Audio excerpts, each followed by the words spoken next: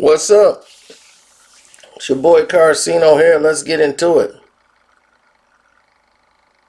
Yo, it's like going back in a time capsule, man. But somebody had brought this up, I think, a while ago. We was having it out on Twitter, talking about it and saying that, yo, Nas didn't do that. And Nas didn't lie about nothing. And I tell people what really happened. I don't like just glue myself to a side and just ride it out. I tell it like it is, and if it's one way all the way through, and that's the way I know it, it's the way I give it to you, straight up and down, for good, for worse, for bad or worse, whatever. It's just how I get the information out, and to me, that's how you're supposed to do it. You're supposed to be real about it. Now,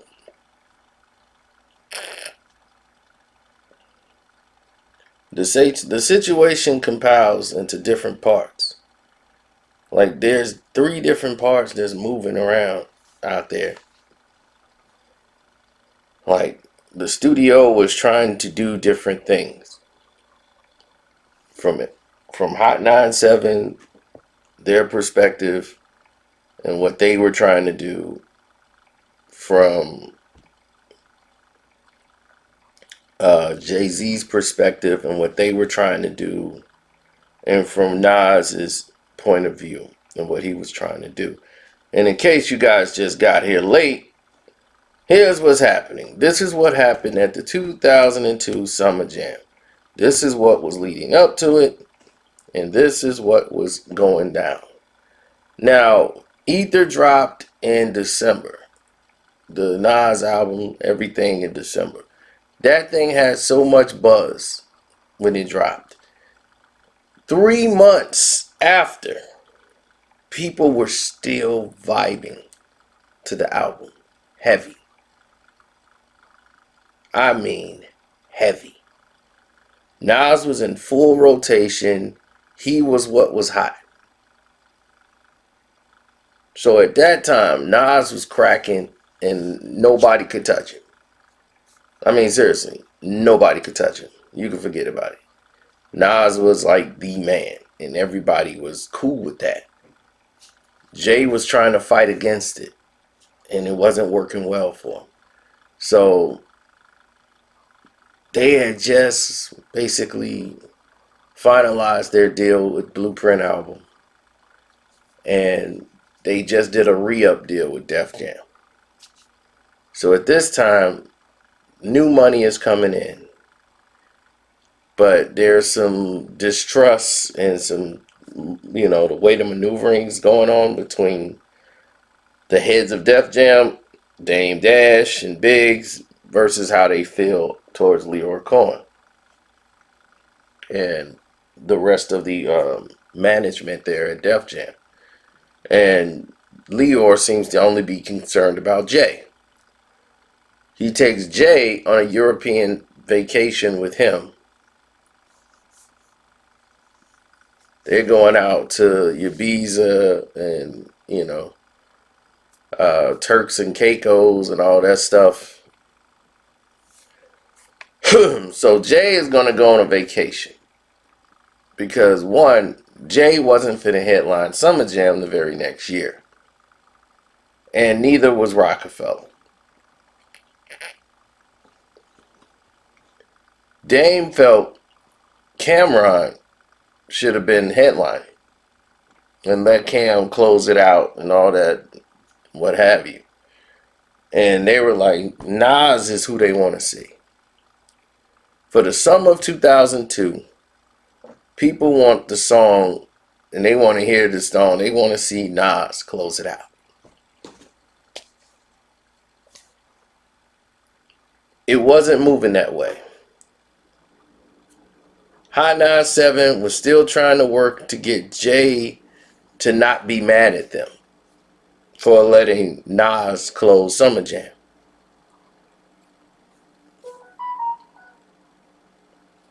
And Jay was livid because he was gonna close Summer Jam and release some songs from the Blueprint 2 and all this stuff that he was gonna have working on some earlier songs. He was gonna do a new song that he had been working on that was gonna later be put on Blueprint 2 that he was gonna announce then. So when they couldn't come to a compromise because the people wanted Nas and the fans wanted Nas, and Flex was talking with Nas during the whole thing. They have a relationship with Jay. Jay has a lot of pull there at that station. So when this happened, and Nas is Nas, Hot 97 is, we don't want to piss New York off.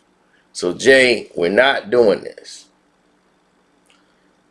So to change of face, him going on the trip with Lyor Cohen is like, well, Jay ain't gonna be here anyway because Jay's scheduled to go out of town.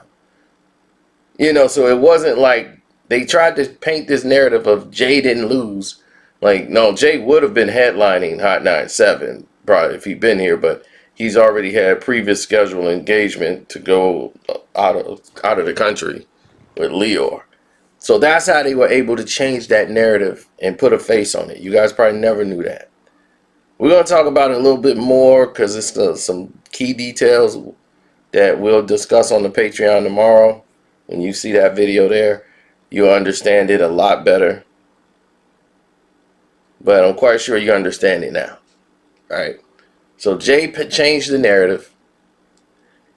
He's gone to Italy, whatever. So he's not going to be here. Nas is going to close Summer Jam. People are ecstatic that Nas is closing Summer Jam. Mobb Deep is coming there, and they didn't kind of like the position that they were put in.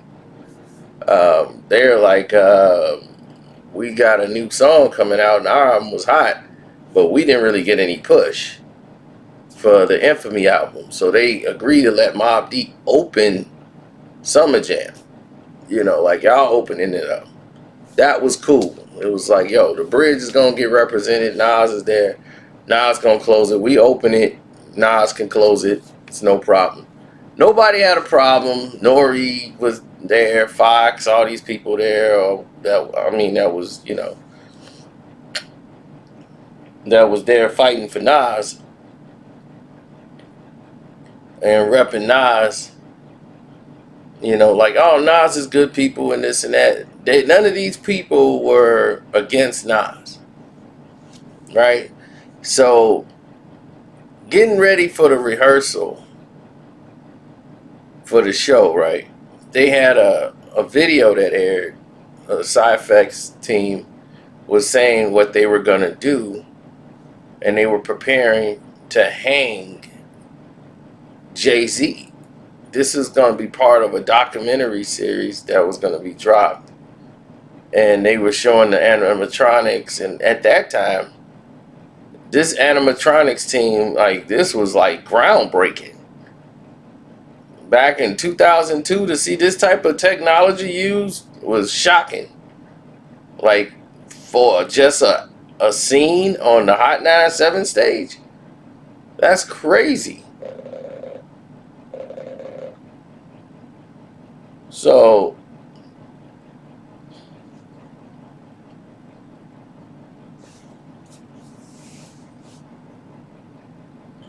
I believe Tata was the one that was behind the scenes. Like,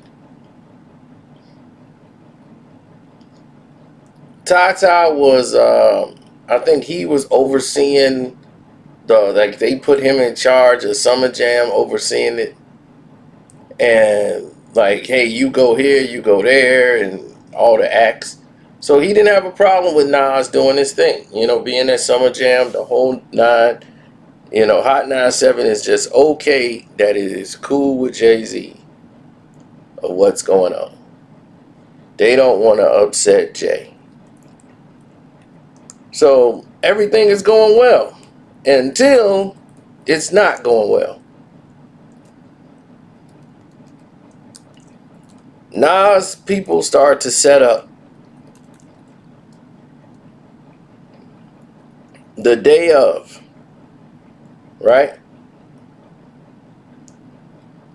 So when you start to see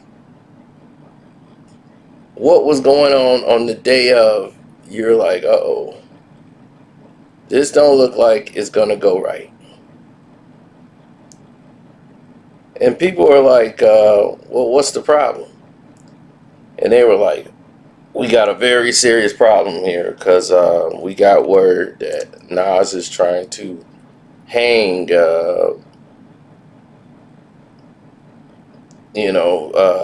some type of thing outside, and it's not gonna work. He's trying to hang Jay-Z.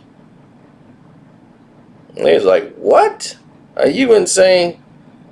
So they were like, no, dog, he's really trying to hang Jay-Z. And they didn't get it. And as they were setting up this thing that looked like it was going to hang Jay-Z, and the word was out, Nas has got this crew, they finna set this thing up where he hangs Jay-Z on stage. This was huge.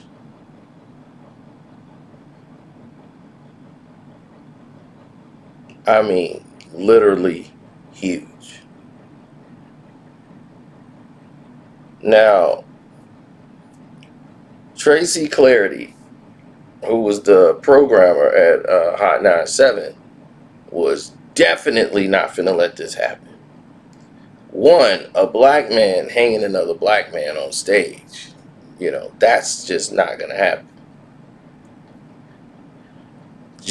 Nas already felt a certain way because it was a lot of Jay-Z people, like Tata and all his people, that were in charge of like operating what was going on at Summer Jam, telling people who could do this and who couldn't. So when Tata and them and his people were saying like, nah, that ain't going to fly, of course, Nas, who was already, feeling a certain way about doing Summer Jam because they just wanted to show that they were fair and give Nas that fair shot. When they let Jay-Z go out there and do that to him, then bring out Michael Jackson right behind that. And Nas felt like y'all disrespected music, bringing Michael Jackson out to that crap. Like you let somebody do that, basically slander our careers on stage, then you bring out Michael Jackson to that? Like, that's trash. That is a trashy way to bring out Michael Jackson. So they basically were getting beat on the radio, especially Angie Martinez. And they begged him, Nas, come on, please, don't do Wendy Williams show. Don't do it. Flexes, come on, man, she killing Angie in the ratings. Don't do that to Angie. So he went ahead and didn't do it when they named their show the Takeover Show. And I'm quite sure you guys all know that. But when they told Nas he could take it or leave it, they didn't leave him an option. There was no, well, let's just work it out. Because Nas like, if I can't do this, then I ain't doing it. So he wasn't bamboozled and hoodwinked and none of that. So he went over to Power 105 to the former DJ that used to be over there in Hot 97, Steph Love. Now, when he called out the dirty politics between Flex, Angie, and Jay, and how the powers that be, they're bowing down to the powers over there.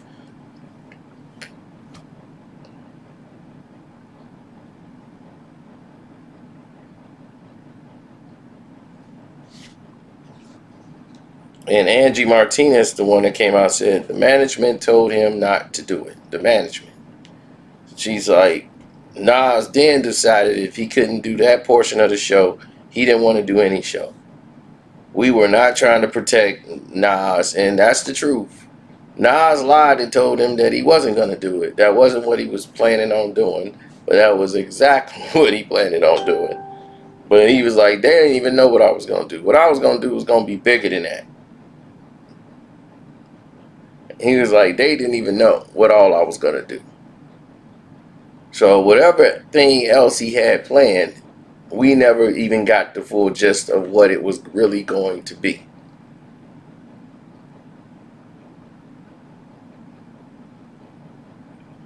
So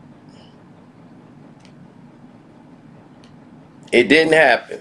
And to this day, I always say Nas' career never had that blow that it would have got had he done that.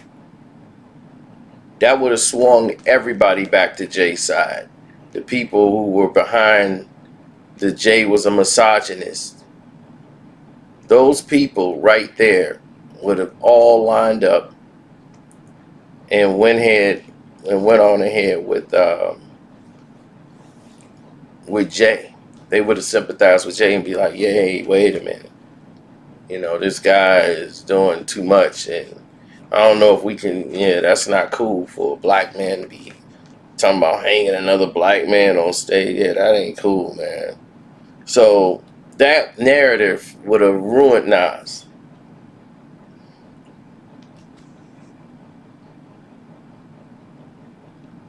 So management made that decision.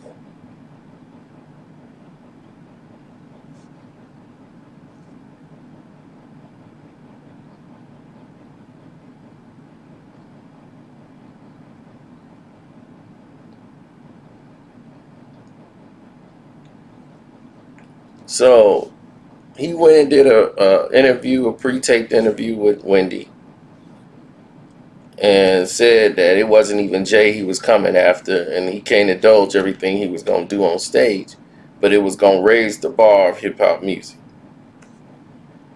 and it just didn't go down that way.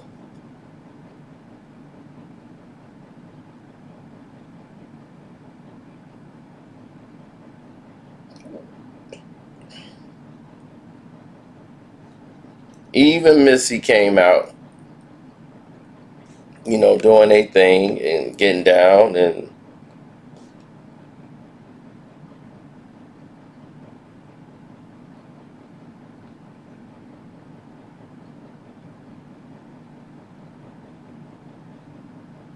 I remember, I think that time it was crazy because I remember when, like, I think they were, I think Destiny's Child came out like the year before that, and they really wasn't feeling him. That was crazy.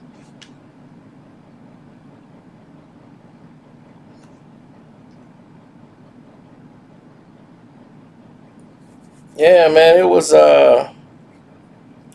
Summer Jam is like it used to be, where everybody really like went forward with music, especially in New York. If you performed at Summer Jam, then you meant something to somebody.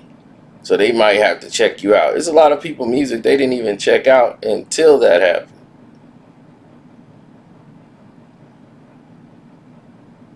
So it's a lot of different things that transpired out here.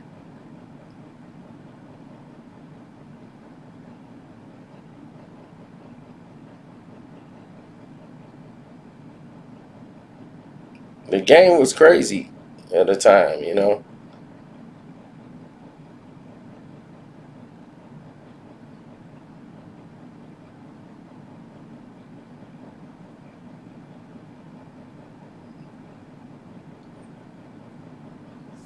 Yeah, these people calling me about this again. Gee, well, emailing me, sorry. But yeah, we'll talk more of this on the Patreon because there's some scenes I left out that many of you don't know that went down. And those scenes are going to be discussed there, but you guys kind of got the gist of it here. but there's some other scenes I left out on the Patreon, so we'll finish it there. Hit the like button, subscribe to the page, hit that notification bell. The Patreon is Carcino for Life. So on February the 1st, we'll kick it all off. All right, I'm out.